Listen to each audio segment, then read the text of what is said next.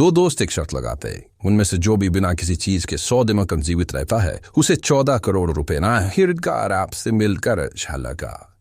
देखिए, यही भविष्य है। फिल्म के पहले फ्रेम्स भी मुख्य पात्र अपने परदादा के बारे में बात करता है और उसकी पत्नी के पास 57 चीजें थीं, लेकिन जब प्रथम विश्व युद्ध आया उनके पास बचा सिर्फ उनका ईश्वर में विश्वास था। दादा दादी ने पहले ही 200 चीजें जमा कर ली थीं, पर हिटलर के आगमन के साथ वे सब कुछ खो बैठे। फिर भी भविष्य में उनकी आस्था ने उन्हें निराश नहीं होने दिया। माता पिता के पास 650 चीजें थीं, फिर भी वे खुश नहीं थे। एक आधुनिक व्यक्ति, ऑस्टन, हर दिन 10, लेकिन इनमें से वे वास्तव में क्या मूल्य देते हैं? पॉल, एक युवा सफल डेवलपर, एक खुशमिजाज रंग की आवाज पर जागता है। दुर्भाग्य से यह केवल एक वर्चुअल असिस्टेंट है जिसकी आवाज पॉल ने खुद अपने अकेलेपन को कम करने के लिए बनाई है। एक मंजिल नीचे टॉम, पॉल का सबसे अच्छा दोस्त और साथी, जाग पाए। उसकी सुबह उसके दोस्तों की तुलना में कहीं ज्यादा सक्रिय होती है। खेम, एक शॉवर, ताज़ा कॉफी और चेहरा और बालों की देखभाल उसकी युवा और सुंदरता को बनाए रखने में मदद करती है। जब तैयार और सज्जन टॉम एक महत्वपूर्ण साक्षात्कार से पहले अपने दोस्त को लेने आता है, पॉल अभी भी बिस्तर में लेटे हुए खुद को मनोरंजन कर रहा होता है। थोड़ी मेहनत से टॉम उसे अपने कई सूपों में से एक और नए स्नीकर्स की एक जोड़ी चुनने में मदद करता है, जिनके लगभग 100 जोड़े हैं, और फिर वे अंत में घर से बाहर निकल पड़ते हैं। साक्षात्कार में पता चलता है कि हजारों युवा प्रतिभाशाली लोग इस जोड़ी की तरह ही अपना औलिजगार विशेष होने के लिए छोड़ देना। फिर भी टॉम और पॉल ने एक प्रमुख कंपनी के प्रमुख डेविड जुकरमैन को प्रभावित किया। हालांकि इससे दोस्तों के बीच विवाद हो जाता है। ये पता चला कि टॉम ने अपने दोस्त की पीठ पीछे शोध किया था, लोगों की कमजोरियों को ढूंढने के लिए वॉइस असिस्टेंट का इस्तेमाल करते हुए। कृत्रिम बुद्धिमत्ता के निर्माता पॉल स्वयं मुख्य विषय के रूप में। दोस्त अपनी सफलता का जश्न मनाने के लिए एक नाइट क्लब में जाते हैं, लेकिन पॉल अपने दोस्तों के उपभोक्तावाद के बारे में कहे गए शब्दों को नहीं बुला पाता। अंततः बहुत सारी मजबूत ड्रिंक्स पीने के बाद वह शर्त लगाता है कि 100 दिनों के भीतर वह और टॉम उनके आसपास की किसी भी चीज के बिना मैनेज कर सकते हैं।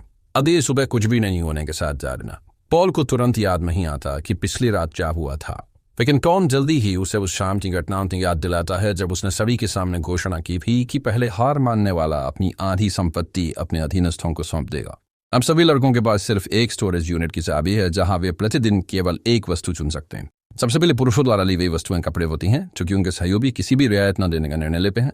पॉल खुद को गर्म फर कोट में लपेटता है, जबकि टॉम एक स्लीपिंग बैग चुनता है ताकि वह कड़ाके की ठंड में ठंड से बच सके।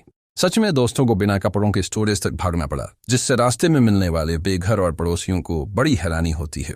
पॉल चुपते से कुछ अतिरिक्त सामान लाने की कोशिश करता है, लेकिन टॉम उनके साझा कमाई की चीजों को जोखिम में डालने से इनकार करता है और अपने दोस्त को सब कुछ गोदाम में वापस करने के लिए कहता है। पॉल के माता पिता अपने बेटे से मिलने आते हैं और उसके बारे में सबसे अच्छी बात जानते हैं। सूरज को हैरानी होती है कि वे इस विचार का समर्थन करते हैं। इसे उपभोक्तावाद से मुक्ति और मूल्यों का पुनर्मूल्यांकन करने की दिशा में एक मजबूत राजनीतिक कार्रवाई मानते हैं। एक सप्ताह बीत जाता है। सौभाग्य से इस समय तक लड़कों ने कुछ आवश्यक चीजें जमा कर ली हैं, पर टॉम ऐसी वस्तुएं चुनता है जो उसे अधिक सुखद जीवन जीने में मदद करती है। आराम से पॉल पहली चीज के रूप में एक स्मार्टफोन उठाता है जिसमें वर्चुअल असिस्टेंट नामा है, जिसके साथ वो अपने खाली समय में बातचीत की योजना बनाता है।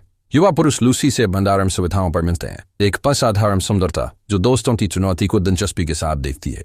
टॉम तुरंत निर्णायक कदम उठाता है और लड़की को डेट पर ले जाने का प्रस्ताव देता है। अपने दोस्त को समझने का मौका तक नहीं देता। तारीख के लिए टॉम चश्मा पहनकर आता है, लेकिन पैंट के बिना, क्योंकि उसके कॉन्टैक्ट लेंस शर्ट में नहीं बच पाए और उसकी आंखें लाल है।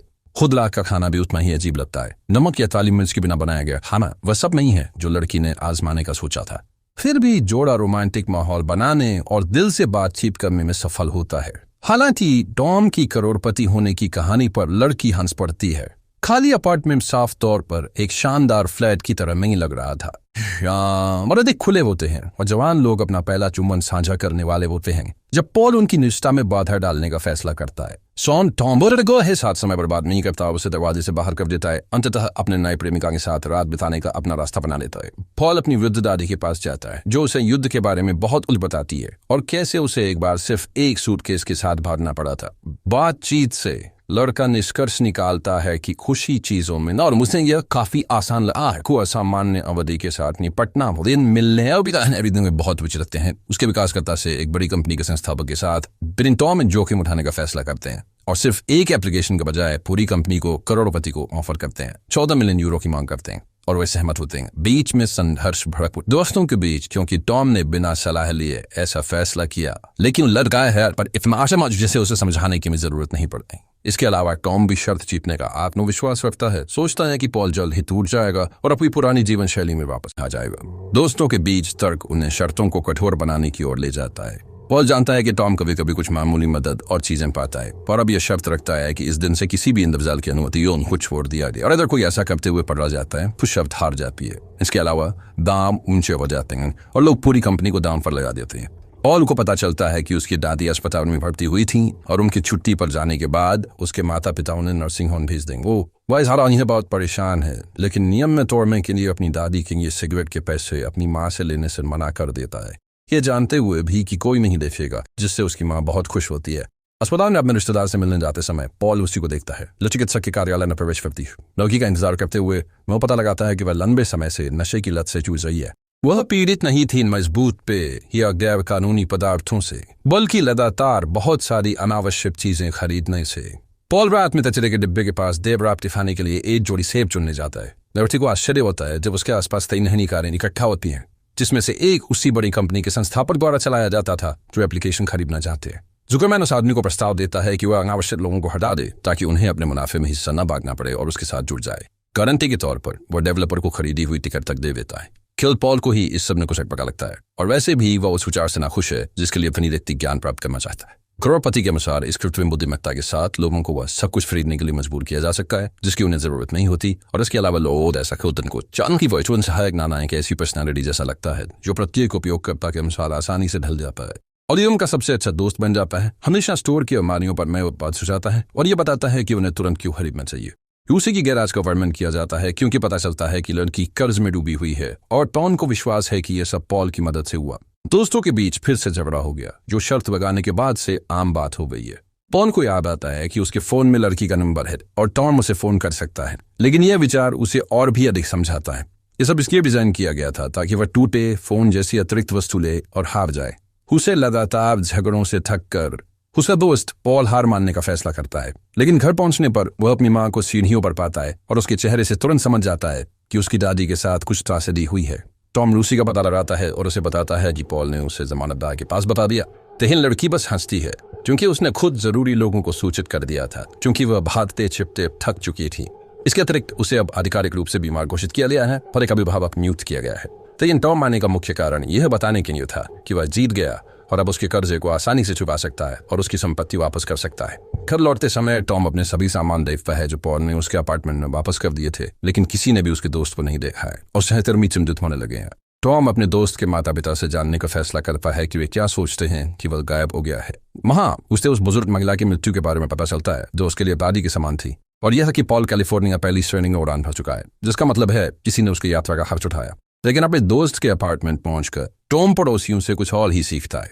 निवासियों में से एक नाराज है कि पॉल अपनी कार ठीक नहीं कर सकता, जो लगातार तेल लीक करती है।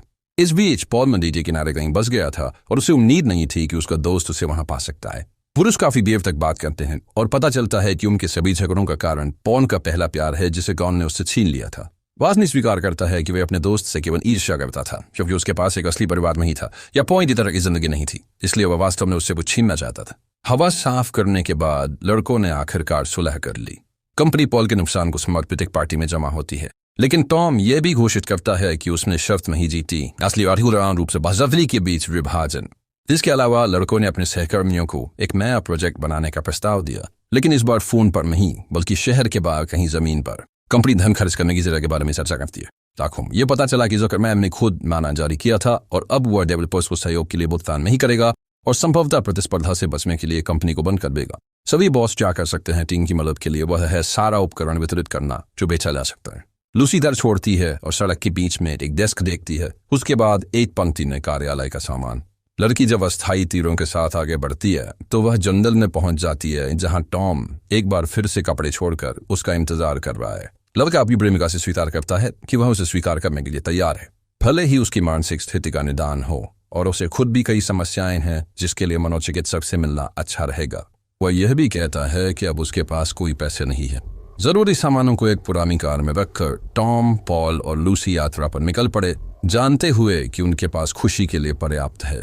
समुद्र तट पर बैठकर सम खोई हुई परियोजना के बारे में चर्चा करता है, लेकिन पॉल मुस्कुरा रहस्यमयी ढंग से संकेत देता है कि उसने कुछ ऐसा किया है जो जुकरमैन को उनके ऐप से अमीर बनने से रोकेगा। कृत्रिम बुद्धिमत्ता के साथ अपनी व्यक्तिगत दोस्ती का उपयोग करते हुए लवके ने नामा के साथ व्यवस्था की कि एक निश्चित समय आने पर वह सीधे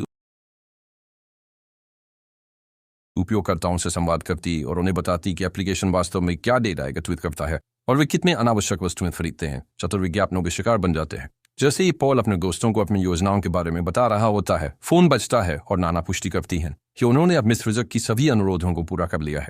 फिल्म वहीं खत्म होती है।